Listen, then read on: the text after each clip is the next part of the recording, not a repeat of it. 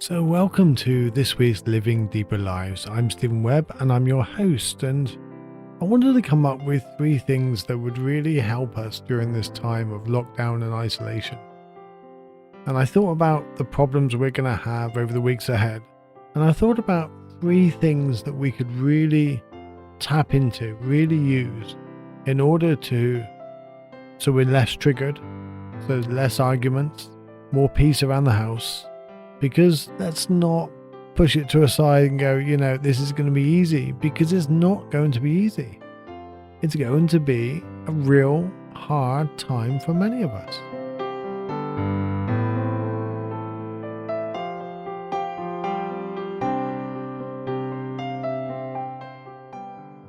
We're not used to being this close in proximity to our family 24 hours a day.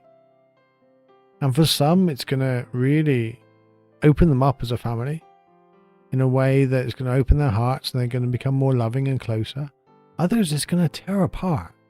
And we might love our children and we love our parents and we love our partners, but spending 24 hours together, that's a different story. It's a different story, right? So I've come up with 3 things that it will make the biggest difference overall. So let's get on with the show. I release a show every Monday. I'm, as I said, Steven Webb, and I'm paralysed just below my neck, and I help people that have been through a lot in their lives or going through a lot find a little bit of inner peace. It's a difficult time for all of us.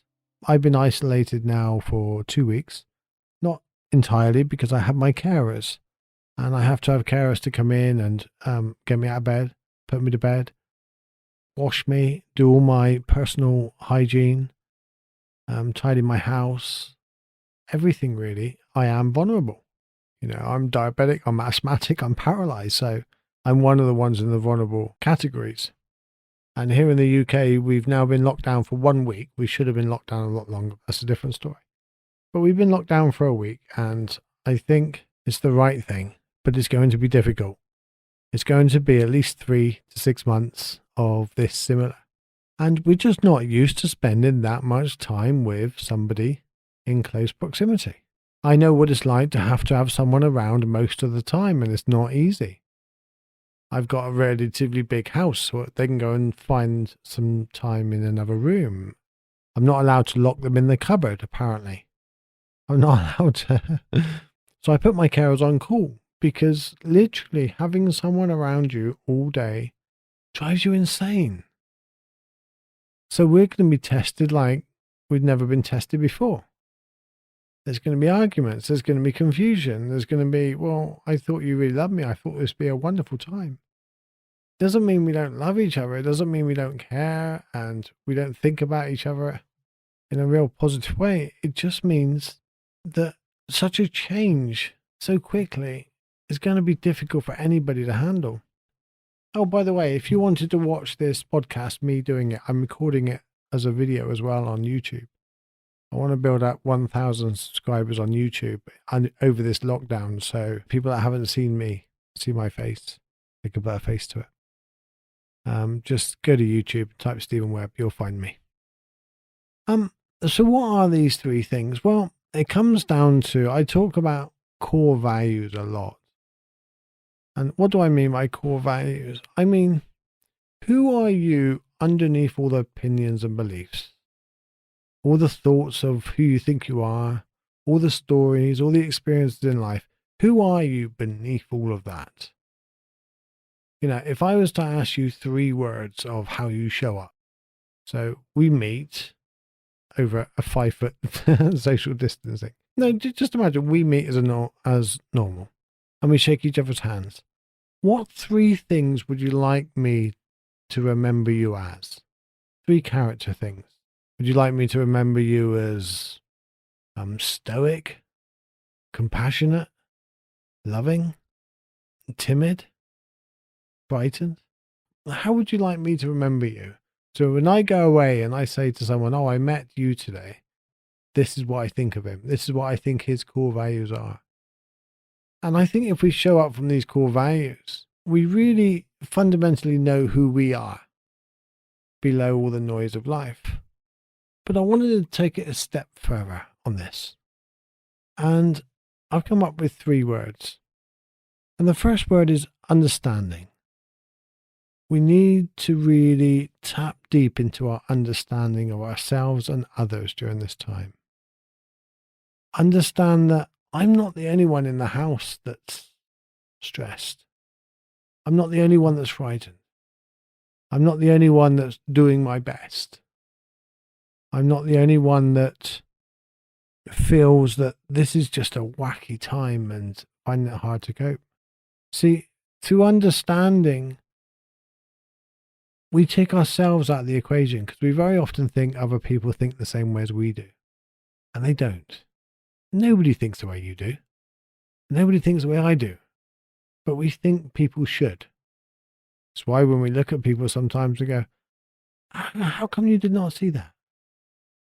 Are you really that stupid? Or are you really that thick? Or are you really that useless that you cannot? It's because we're basing it because we can see it. We think they should be able to see it. So after a few hours, we're tired, we're teasy or something. And then someone comes in and says something. We expect them to know how we're feeling. People have got enough problems of their own without thinking about other people. So understanding is, how might they be feeling now? They don't feel the same as me. That's okay. They don't think the same as me. They're not in my head. They're not a party to my thoughts. Whereas we think they should be. Can you make me a cup of tea, please? Yeah, no problem. Just in a minute. Well, I wanted it now. If I wanted it in a minute, I'd have asked you in a minute. Just that simple little trigger like that. Or they might bring a cup of tea in and they put it down and it's got no sugar in it. And you're like, I take sugar. Well, there's a number of reasons why they may not have put sugar in it. Perhaps they just forgot. Perhaps you run out of sugar and they haven't had time to tell you. Perhaps they had something else on their mind. Or perhaps they genuinely didn't know and we just thought they should know. Again, it's that presumption. It's understand that everybody's doing their best. That's the first one. Whether or not it's what we think their best should be, that's a different story. So go easy on people.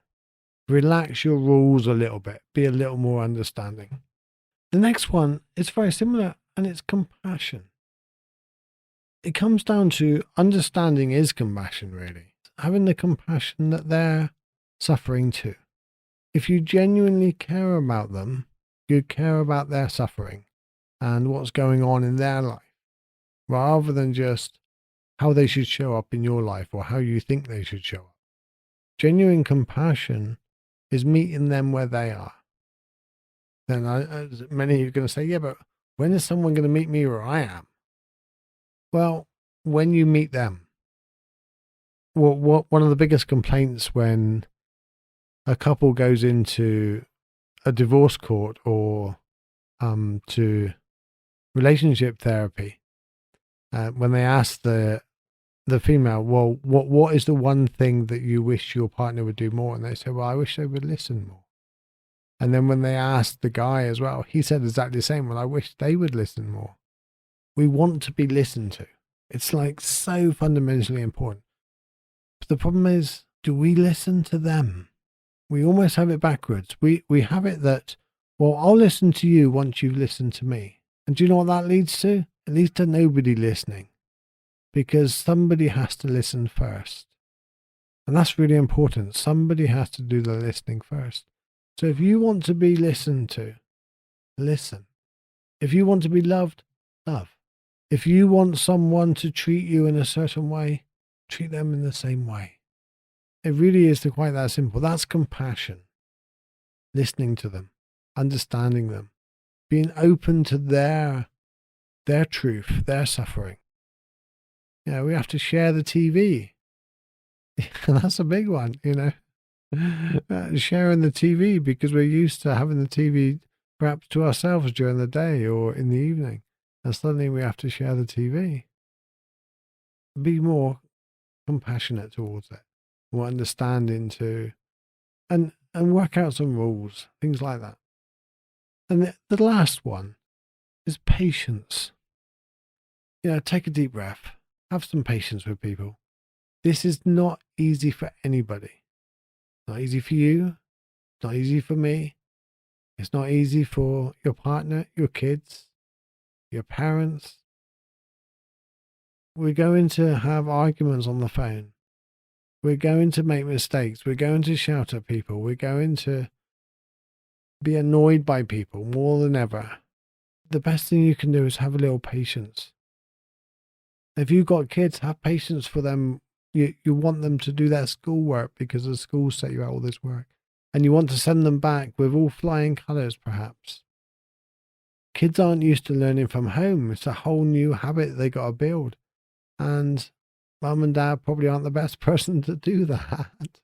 It's completely rewiring of our system. So have patience with them.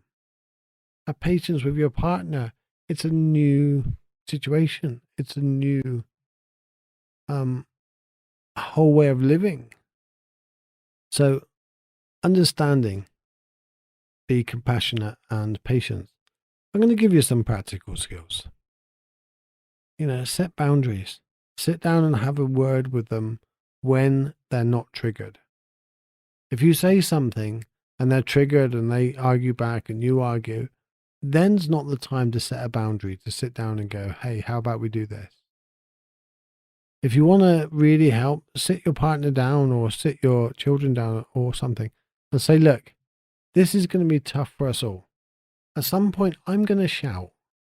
At some point, you guys are going to shout too. When we do, we will do this. So if this happens, do this. So if I shout, please, I'm going to take time out. And in a relationship with an argument between two of you, instead of escalating the argument again and again and again, say, if we start to argue, please could you take my hand, squeeze it a little to reassure me that you love me, and I will then stop and take 10 minutes out. Simple solutions like this, really easy, practical steps that you can put in place when everything is calm. It's no good doing it when the chimps are flying in the head, when you've got to batten down the hatchet because it's already been lost. The calm serenity is already gone. No good doing it then. It really is in the calmness, say, look, at some point, I'm going to find this really difficult. At some point, I'm going to be triggered and I'm not going to be able to remain calm. You could help me if we do this. Now then, if they're flying off and you grab hold of their hand and ask them to be quiet, it's going to go badly. This is why it has to be done beforehand. And the other thing you can have, perhaps get some kind of bowl in the house, a singing bowl if you have one, but some kind of ringing charm that you can tap and say to everybody in the house, gather them all around and say to them, do you know what? If anything gets too much for you, or there's shouting, or me and your dad are arguing, we all promise, whether the kids are shouting or anything, if somebody taps this bowl, we will all be quiet for 20 seconds, no matter what. But warning to the adults here. A, the kids will ring it lots to begin with in the first couple of days. Just obey it. Just go with it. It's fine. But after a little while, you will be in a genuine argument, maybe. If there's such a thing as a genuine argument. But you'll be in an argument. It will be happening. And one of the kids will have enough. Or one of the partners or one of you will have enough and you'll tap that. And you have to abide by it. You have to abide by it just 20 seconds. That's 3 breaths. Anybody can stop an argument for 3 breaths. And it's enough to turn things around. It's enough to calm the body, get out of the stress, fight, flight, or freeze mechanism. And it's enough to turn the human on in your mind. So there's some practical tips and the 3 things we all need right now. Understanding, compassion, and patience. I'm Steven Webb, and this is Living Deeper Lives podcast, and I've recorded this as well to go on YouTube. And I hope you like the show. I hope you follow or subscribe if you're on Spotify. Perhaps leave a review on iTunes. Reviews really help me to know whether I'm going right or going wrong, and what you like and what you're enjoying and what you're not enjoying so much. So even if you want to just give it 1 star, give it a star and let me know why. But if you do want to give it 5 stars and you are enjoying it and you have come back more than once, give it a review. It really, really helps me go up the ranks and I can reach more people, more listeners. And I think that's what's important at the moment. If we can just find a little inner peace, find a little calmness in all of this storm at the moment, then we would have done our job. Take care. I'll see you next week. I'll release a new podcast every Monday. Thank you. Thank you for the review. Take care. Bye.